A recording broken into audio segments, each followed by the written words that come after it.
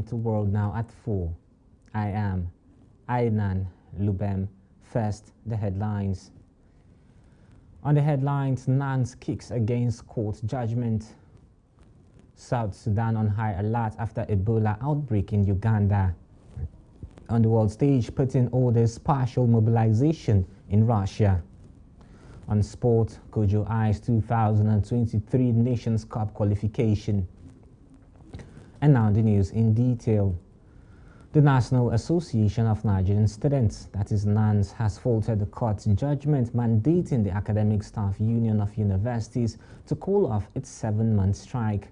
The National Industrial Court of Nigeria on Wednesday ordered the ASU to call off its ongoing nationwide strike. While reacting to the ruling in a statement, Nans National Public Relations Officer, Giwa Temitope, says the judgment betrays equity.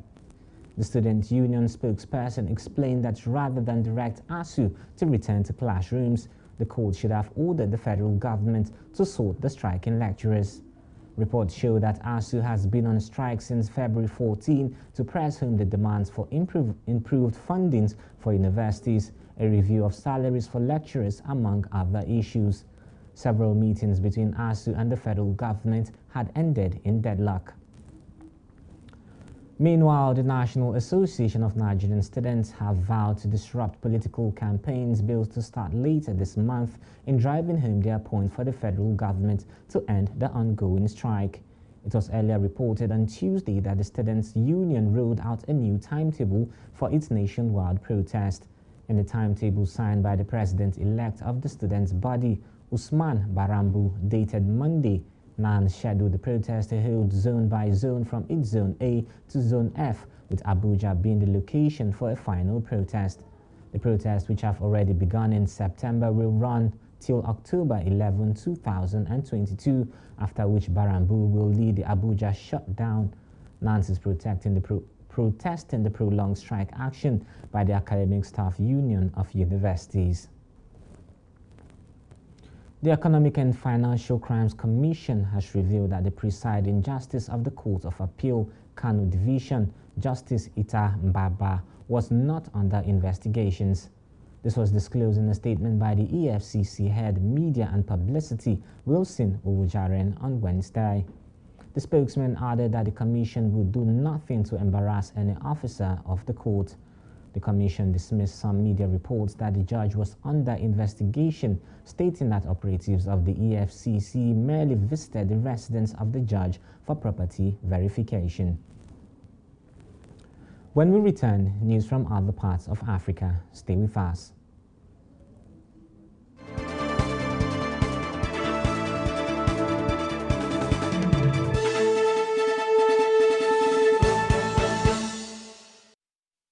Welcome back and thank you for staying with us. Now to news from other parts of Africa.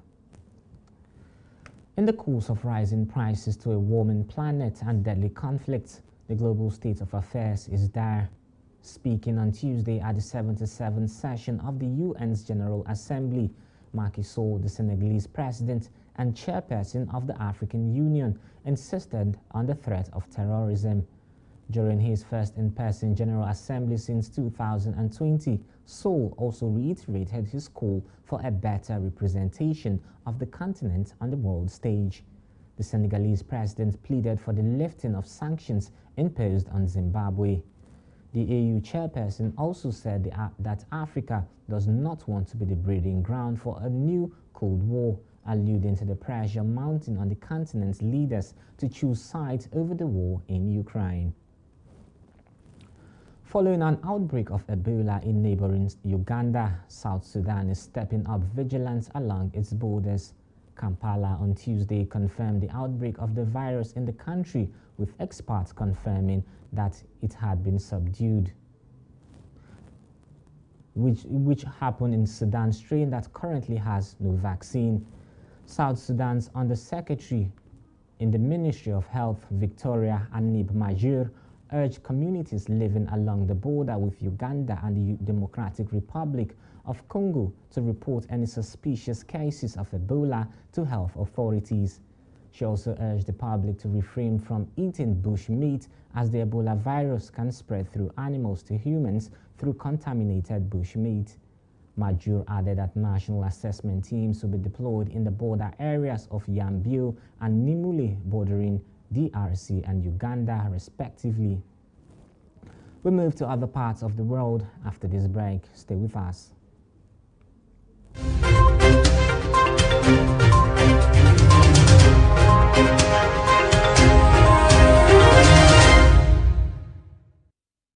Welcome back and thank you for staying with us. Now to news from other parts of the world. President Vladimir Putin on Wednesday ordered partial mobilization in Russia in an escalation of what Moscow called its military operation in pro-Western Ukraine. While speaking in a televised address, Putin noted that it is necessary to support the proposal of the Defense Ministry and the General Staff to conduct partial mobilization in the Russian Federation. Putin added that a relevant decree has also been signed and will come into force on Wednesday today. According to Russia's Defense Minister Sergei Shoigu, 300,000 reservists will be called up, or just over 1% of the number of people who can be mobilized in the country. He added that the line of contact in Ukraine is over 1,000 kilometers, that is 600 miles long, and the primary goal of mobilization is to help secure territories behind and on the front line. Putin also noted that Russia will use all available means to protect its territory, accusing the West of seeking to weaken, divide, and ultimately destroy the Russian country. And now to the United Nations Secretary General Antonio Guterres has called on richer nations to tax the windfalls of profits of fuel forces companies. Speaking at the UN General Assembly in New York, he said those funds should be redirected to countries suffering losses and damage caused by the climate crisis and those struggling with the rising cost of living. The world is in peril and paralyzed. Geopolitical divides are undermining the work of the Security Council, undermining international law, undermining trust and people's faith in democratic institutions, undermining all forms of international cooperation. We cannot go on like this. Reports show that the UK Prime Minister Liz Truss has decided against extending the UK's windfall tax for North Sea oil and gas companies. According to reports, this issue has long been a feature of international climate negotiations, and arguments over these questions are likely to dominate discussions at the forthcoming COP27 summit in Egypt. Amin Nasser, the chief executive of the world's largest oil company, does not argue that there should be additional taxes on fossil fuels companies. In Australia, newsmen reported that the state of New South Wales could erase its budget deficit twice over by taking resources, companies based on windfall profits from coal exports, which have doubled in price over the past year. We now move to business news. After this break, don't go away.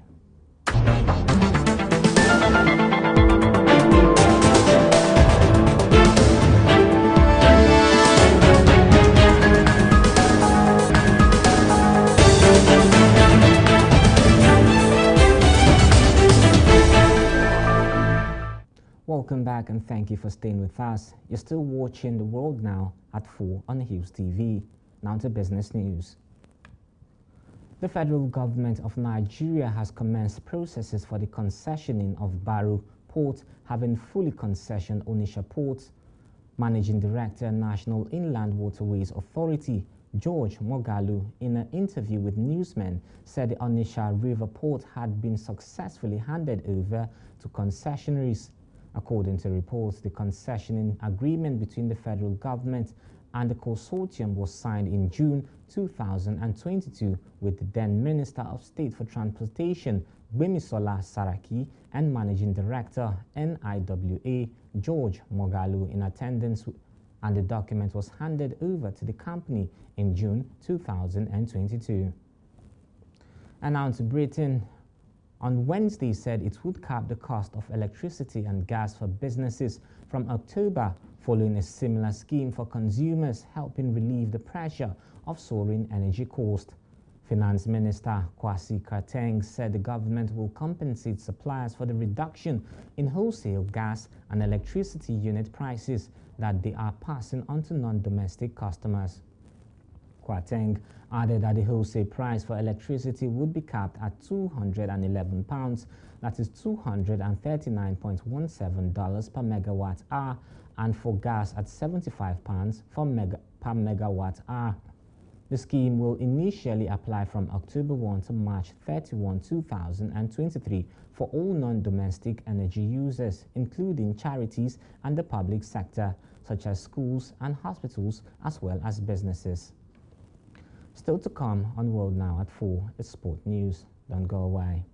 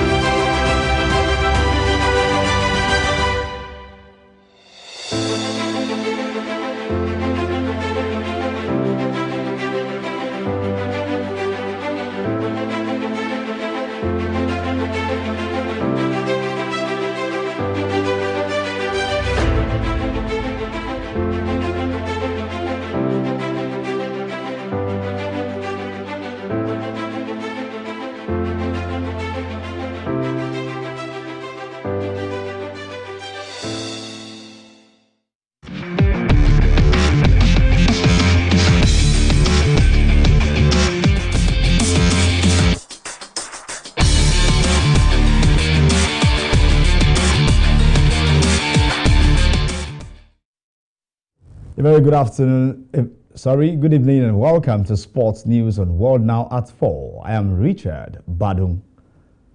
Federal High Court sitting in Jalingo has sacked the chairman of Taraba State FA, Timothy Henman, while directing Sanusi Mahmood to take over as the FA chairman with immediate effect.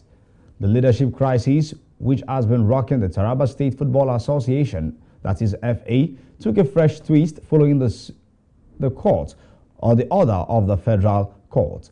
The presiding judge, Justice Simon Amobeda, ordered that the plaintiff, Sanusi Mahmood, be immediately sworn in as the chairman of the association in the state. The judge warned the incumbent chairman to, as a matter of urgency, cease from parading himself as a state FA chairman. The court further ordered the association at the national level to stop dealing with the incumbent chairman. And away from that story, Liberia coach Thomas Kojo is set to take his country to the 2023 Africa Cup of Nations finals in neighboring Ivory Coast. While speaking to newsmen, Kojo said his first priority is to improve on what his predecessor did and to qualify Liberia to Ivory Coast with the support of everyone, including the government and Liberia Football Association, that is LFA. Kojo was appointed on 17 September on an interim basis to replace Englishman Peter Butler, whose contract ended last month after 15 defeats, 5 wins and 2 draws. Kojo's first task is a friendly with Niger on Sunday before facing Egypt on 27 September at the Cairo International Stadium. Still talking sports on World Now at 4, Chelsea have sacked their commercial director less than a month after employing him after it emerged that he had sent inappropriate messages before he joined the club. The West London side confirmed that they had terminated the contract of Damian Willoughby with immediate effect after they were made aware of the content of the messages. Willoughby was in his second spell at Stamford Bridge, having also worked for Manchester City and EA Sports. he took a key role with Chelsea's new US owners looking to maximize off-the-field revenue. However, Willoughby has now departed after less than 4 weeks with the club. A Chelsea statement read, Chelsea Football Club confirms that it has terminated commercial director Damien Willoughby's employment with immediate effect. And away from that story to other sporting matters, beg your pardon, and that's your sport news on World Night 4. Back to Lubem for the rest of the news. I'm Richard Badung.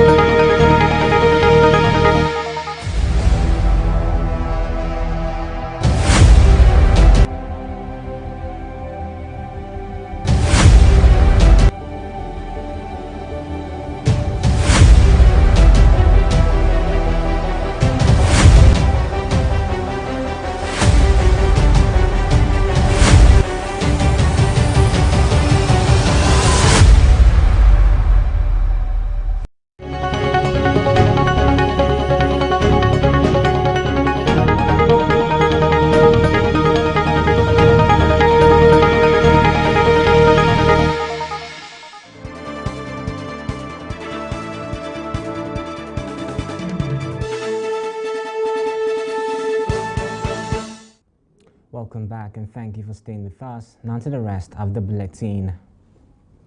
Russian President Vladimir Putin on Wednesday said he was not bluffing when he said he was ready to use nuclear weapons to defend Russia.